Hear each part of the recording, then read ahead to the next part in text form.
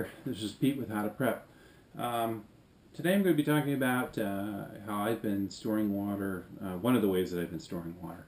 I'm moving towards larger storage solutions like 55-gallon barrels. There are also totes out there that can do 275 gallons. I'm not sure that I have the space to do all that inside my garage, but one of the things that I have been doing, and it turns out for me to be free to do this, is to use soda bottles.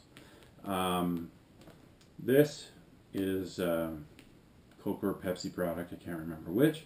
And what I've been doing is we have a lot of these either from myself, my family that live somewhere else. They have a lot of these. And they put it in their recycling, and I go by once a week and say, hey, you mind if I grab those from you? And they, sure, take it. So before you know it, you have 50 or 100 of these lying around, and I keep them sealed until I'm ready to fill them. I know there's a lot of people out there that will say that these will only last, say, for 6 months to a year before you're going to need to change the water out. Well, as far as I'm concerned, 6 months to a year is fine with me because I plan on swapping the water out of these every 6 months. If something were to happen, I'm going to be very, very happy to have 2 liters of water times maybe 200 of these that I have put aside down in my basement in a dry, cool place. There's no light that gets it. And the way that I do each one of these, and this may or may not be the right way, but this is the way that I do it, is I use tap water, which already contains chlorine. First, I take and I rinse these out with a high solution of chlorine water. So I'll take maybe a cup of water and put 20 drops of chlorine in there, which is a high amount of chlorine for that. And I'll put it inside each one of the bottles, and I swish the bottle around, I turn the bottle upside down, and I leave it in there for a little while, and then I drain that out into the next bottle that I'm going to clean. Then I take and rinse the bottle itself out with water and dump that out.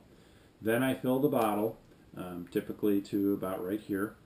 I don't fill it all the way up to the top, just in case it gets really cold and it starts to freeze. I don't want all the tops to pop off.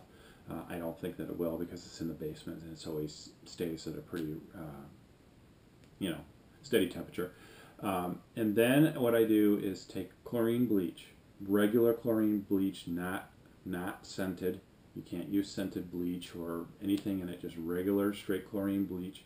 I have an eyedropper, and I put 8 drops of of Clorox in each one of these bottles, and I seal them, and then I tip them upside down to make sure that the solution gets on the lid and helps to sterilize that. And then I take and store these away. Now, it may be that when I need to use these, I go and open them up, and they've started to go bad. Maybe there will be some bacteria inside of here or some mold. In that particular case, or if I have any problems with it, I always have the option of taking and retreating the water and boiling the water so that it's sterile and I can still drink it. But I'm going to have a tremendous amount of water put aside, and the thing that's really great about it is it's free. If you have these lying around, don't use milk cartons because you cannot get milk jugs and milk cartons clean enough with milk in them. They say to use 2-liter bottles, 3-liter bottles, things like that to take and store your water in. And you should be good for 6 months to a year. The thing is that you will have water, you'll have it available. You might have to retreat it, you might have to refilter it, but you'll have it.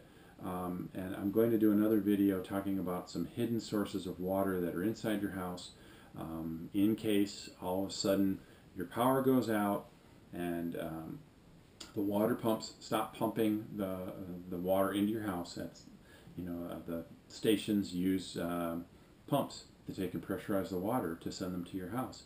And if the power goes out and they're not running, you're not going to have water pressure anymore, and you wouldn't be able to drink it anyway if it's not moving through the pipes. It would get contaminated very quickly. So, but for right now, we have water. Water is relatively cheap. These are free. So this is the way, one of the ways that I'm storing water.